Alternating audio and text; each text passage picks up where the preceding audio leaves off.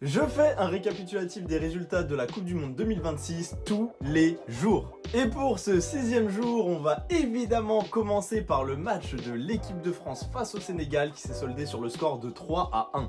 Une équipe de France qui a connu une première période très compliquée face à des Sénégalais très dangereux sur contre-attaque mais qui manquaient un petit peu de finition dans le dernier geste. A noter quand même le gros match de Dayo Upamecano qui est venu stopper beaucoup de ses contre-attaques. Mais ce match qui a été déverrouillé tout d'abord par le talent de Michael Olise puis de la finition de Kylian Mbappé. C'est donc 3 points de remportés pour la France dans ce match et qui sont d'une très grande importance, d'autant plus que la Norvège est venue s'imposer 5-1 contre l'Irak.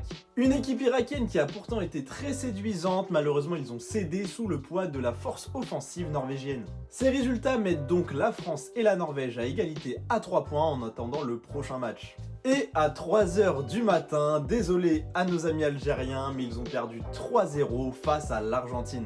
Une Argentine portée par le triplé de Lionel Messi qui à 39 ans montre encore qu'il est fait pour le haut niveau. Triplé qui fait donc de lui le meilleur buteur de tous les temps en Coupe du Monde. Et la soirée qui s'est terminée avec le match Autriche-Jordanie qui s'est soldé sur le score de 3-1. Score qui était plutôt attendu dans cette confrontation, mais ce qui met donc l'Autriche à 3 points dans ce groupe et qui reviennent à égalité avec l'Argentine. Et voilà pour ce récapitulatif, voici le planning de la journée, notamment avec les entrées en liste de 2 favoris qui sont le Portugal et l'Angleterre. Et on se retrouve donc demain pour faire le récapitulatif des résultats de ces matchs-là.